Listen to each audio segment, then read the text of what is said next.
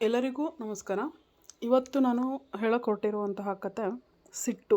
ಜೀವನದಲ್ಲಿ ಸಿಟ್ಟು ಮನುಷ್ಯನನ್ನು ಯಾವ ಮಟ್ಟಕ್ಕೆ ತೆಗೆದುಕೊಂಡು ಹೋಗುತ್ತೆ ಅನ್ನೋದ್ರ ಬಗ್ಗೆ.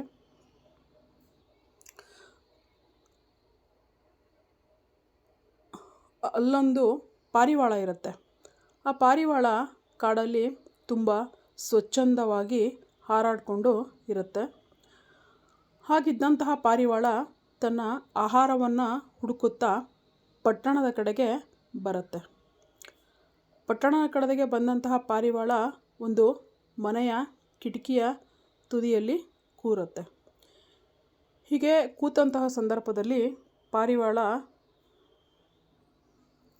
ಗೊತ್ತಿಲ್ಲದೇನೋ ಹೋಗಿ ಚಾಕುವಿನ ಮೇಲೆ ತನ್ನ 2 ಕಾಲನ್ನು ಇಡುತ್ತೆ. ಇಟ್ಟಂತಹ ಸಂದರ್ಭದಲ್ಲಿ ಅಕಸ್ಮಾತಾಗಿ ಪಾರಿವಾಳಕ್ಕೆ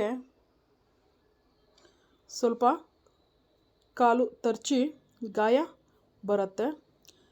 ಇದರ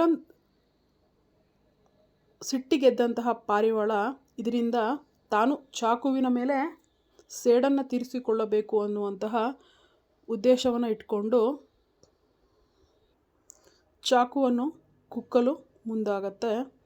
ಹೀಗೆ ಚಾಕುವನ್ನು ಕುಕ್ಕುತ್ತಾ ಇದ್ದಂತಹ ಪಾರಿವಾಳಕ್ಕೆ ತಾನು ಸೇಡು ತೀರಿಸಿಕೊಳ್ಳುತ್ತೇನೆ ಎಂಬುವಂತಹ ಭ್ರಮೆಯಲ್ಲಿ ಅದು ಇರುತ್ತೆ.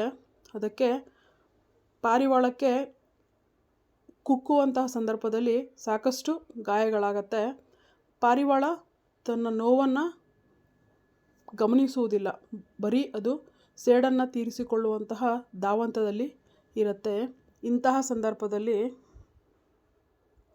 ಪಾರಿವಾಳ ಚಾಕುವನ್ನು ಕಡಿಯುತ್ತಿದ್ದಂತಹ ಸಂದರ್ಭದಲ್ಲಿ ಚಾಕು ಅಕಸ್ಮಾತಾಗಿ ಪಾರಿವಾಳದ ಮೇಲೆ ಬೀಳುತ್ತೆ.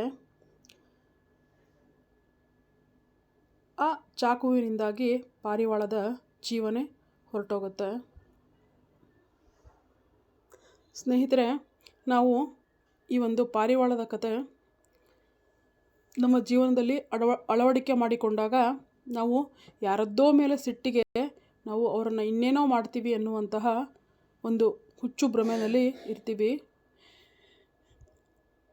ಸೇಡನ್ನು ತೀರಿಸಿಕೊಳ್ಳಲು ಹೋಗಬಾರ್ದು. ಕರ್ಮ ಯಾರನ್ನೂ ಬಿಡುವುದಿಲ್ಲ. ಕಾಲಕ್ಕೂ ಸ್ವಲ್ಪ ಸಮಯ ಕೊಟ್ಟಾಗ ನಮ್ಮ ಕಣ್ಣೆದುರಿಗೆ ಎಲ್ಲದೂ ನಡೆಯುತ್ತೆ. ಅಲ್ಲಿವರೆಗೂ ಕಾಯುವಂತಹ ತಾಳ್ಮೆ ನಮ್ಮಲ್ಲಿ ಇರಬೇಕು.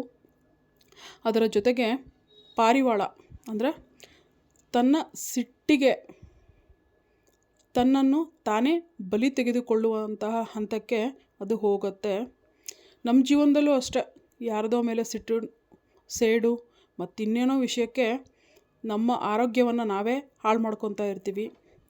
ಅಲ್ಲೆಲ್ಲೋ ಯಾರದೋ ಮೇಲೆ ಸಿಟ್ಟು ಮಾಡ್ಕೊತೀವಿ, ಕೂಗಾಡ್ತೀವಿ. ಇದರಿಂದ ನಮ್ಮ ಆರೋಗ್ಯ ಹಾಳಾಗುತ್ತೆ ಹೊರತು ಬೇರೆಯವ್ರದ್ದಲ್ಲ. ಅದಕ್ಕೋಸ್ಕರನೇ ಹಿರಿಯರು ಹೇಳಿರೋದು, ಯಾರದೋ ಮೇಲೆ ಫಸ್ಟು ಕೆಸರನ್ನು ಎರಚಲಿಕ್ಕೆ ಹೋದರೆ ನಮ್ಮ ಕೈ ಕೊಳೆ ಆಗತ್ತೆ ಅಂತ ಹೇಳಿದ್ದ. ಎಲ್ಲರೂ ಆದಷ್ಟು ಕ್ಷಮಾ ಗುಣವನ್ನು ಜೀವನದಲ್ಲಿ ಅಳವಡಿಸಿಕೊಳ್ಳೋಣ. ಏಕೆಂದರೆ ಬದುಕು ಸುಂದರವಾದದ್ದು. ಆ ಬದುಕನ್ನು ಸುಂದರವಾಗಿ ಇಟ್ಕೊಳ್ಬೇಕು ಅಂದರೆ ನಾವು ಸಿಟ್ಟನ್ನು ನಮ್ಮ ಜೀವನದಿಂದ ಆದಷ್ಟು ದೂರದಲ್ಲಿರಬೇಕು. ಎಲ್ಲರಿಗೂ ಧನ್ಯವಾದಗಳು. ಈ ಕತೆ ನಿಮ್ಗೆ ಇಷ್ಟ ಆದರೆ ಲೈಕ್ ಮಾಡಿ, ನಮ್ಮ ಚಾನಲ್ನ ಸಬ್ಸ್ಕ್ರೈಬ್ ಮಾಡಿ. Thank you.